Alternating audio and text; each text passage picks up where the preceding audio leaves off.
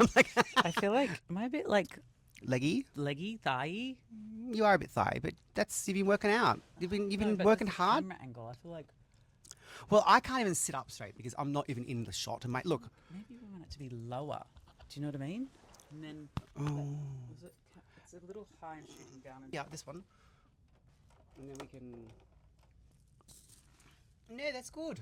That's better. That's better. No, I don't feel so thigh. Oh. Welcome back to another episode of Call Me Brenda. We've adjusted the camera. We've just done 2 episodes with Yeah, the camera in that's the so wrong much spot. better. That's so much better. I was just all thighs before. No, not that side. Oh, Not sorry, Kermit. not Has to be Miss Kermit, has to be Miss Piggy. Miss Piggy and Cuckoo. Kermit Very the Frog. important. Very important. And now my hair's in. I kept feeling like I was like trying to lean Me back to get my too. hair in. Me too. And then I'd lean forward because I didn't want my thighs in. Okay, we're going to set the timer for 10 minutes. We're going to pick up. First episode we talked about heated rivalry. The last episode we talked about you on the jabs. Yeah. This episode we're going to talk about. Favourite performances and looks we've done. Be good if we have video or photos. Do you want to do that? Yeah, because we've got heaps of time to edit it together. There are so many performances that are lost in time. Yeah. Magic, absolute drag magic. Sleazeballs, that has- Mardi Gras, hand in hand. We just want to get on stage. I just wanted to get on stage and just have a lovely time and do a good performance. And, usually there was a bit of stress involved because, we were young and a bit disorganised and living in the moment and definitely on drugs.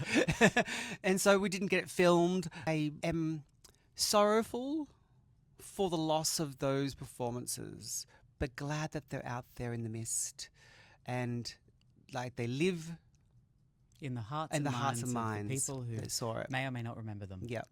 Some people record lots of things. You've got lots of things recorded. Now, not back then. Not back then. I yeah. do have a wonderful photo archive from 2002 to 2007 of my Sony Cybershot, before the internet existed, before social media existed, Yes, before cameras with phones. We will add that there is a mix. There is a crossover there because you downloaded all my digital photos.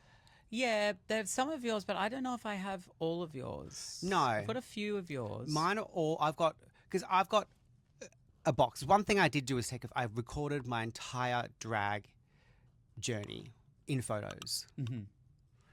I've got a box downstairs full of printed photos. Ooh. Every week, at least 2 rolls of 24, maybe sometimes 36. Oh, Back in the back in the late day, 90s, which then will cost you 2000s. $15 to get them processed and take a week, and it'll click, click. Always had a camera with me. Always. Downstairs. First time in drag. First night in drag. Disposable camera or no, I always had like camera? a camera. Always had a camera. And then once I upgraded to digital, that's where the paper trail stops.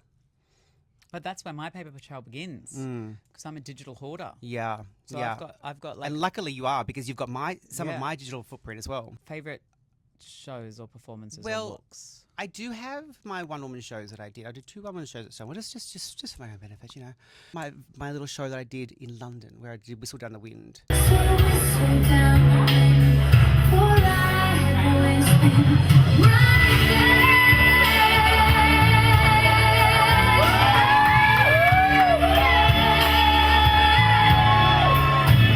I love that one. And you know That's what? On YouTube's. Whistle Down the Wind, Midnight Train to Georgia.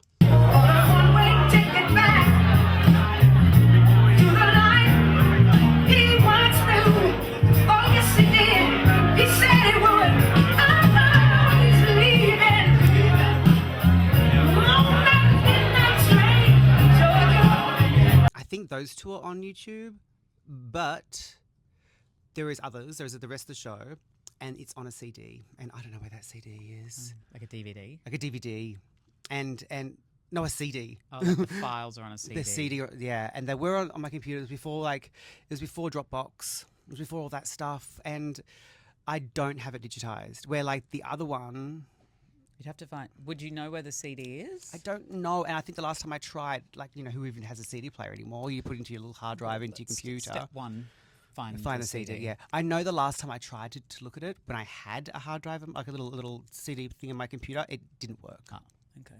But it doesn't mean it won't work. What about you? Well, You've done so many things. I'm doing one of my favourites later on today at Fair Day, Yeah.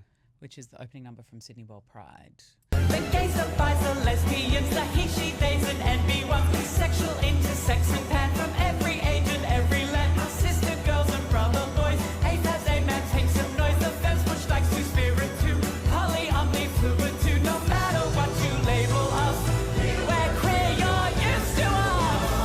know that one. I saw that. Yes. Yes. You were there. I was in the audience. Yes, Yes. That's when Kylie performed. Yes. Yes. Yes. It was very good. You were very good. Thank you. Thank Yeah. you. Yeah, and I'm doing that today, and I love performing it because it's just such a great song, and it's like my song. So like when I do it, it's one of those songs. What, you wrote it? Yeah, with Stephen Kramer. I wrote the beginning bit, like, let's start from the very beginning. Rodgers and Hammerstein wrote that originally, but I wrote the lyrics. But I remember sitting there writing it, and I was like, see, when you're gay, you begin with LGB. And I was like, oh, LGB. No LGB without the T. Oh. When you gay, you begin with LGB. No LGB without the T. LGBTQIA. Let's see if I can make this a little bit easier for you. And then Ash and Ant, the Square Division, who had asked me to do the number for World Pride, I started writing it and I was like, I can do this. And I did that first bit and then I was like, I can't do this. And I had the We've Been Here All Along idea, and I got stuck after the Sound of Music part. Sure. And I had like all of these things written down, and I think I came up with We've Been Here All Along, and I was like doing voice notes and things. And then I got connected with Stephen Kramer, who just wrote the musical Far Lap, which I saw at the Haze, which was wonderful. And then he... Was Far Lap good? Yeah, it was. It was really fun. No, was he good? The horse? He was the gay one. What? Yes. Far Lap was gay? Well, in this show he was. Far Lap had the biggest heart. Yes. He had such a big heart. Such a big heart. They kept making jokes about... What a darling. Oh, what a big heart you've got. Oh, you don't... Oh, someone's calling. Oh, no. Oh, hang on. Do I answer it? Nah. Keep recording. Okay, so you've written this song. You're doing it today. Yes. And I mean, like at World Pride, it was obviously epic because there was dances and fireworks and...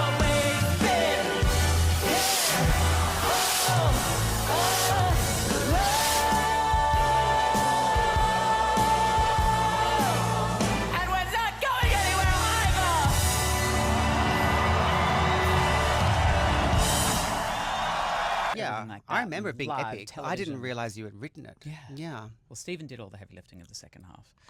Oh, well, add a word, take a third. Add a word, take a third. I'm looking forward to seeing it again then, because I don't recall the details of that night. It was such a fun like moment Fun in time to be gay alive in history, Sydney. Yeah. in queer history, and just like I just remember that whole night being like, Yeah. and then obviously So like good. when Danny arrives, you're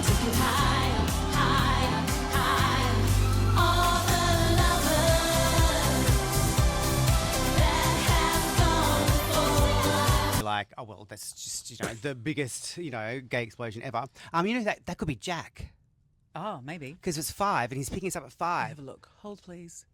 Oh, we'll just do a close-up. We'll just do a close-up. We're almost finished. Okay, we only did 3. Did we do 3 or 4? We did 3. We did. Oh, that's our my God, time. That's our time. That's our Time's time. up. Thank you for watching this episode of Call me Brenda for legal reasons.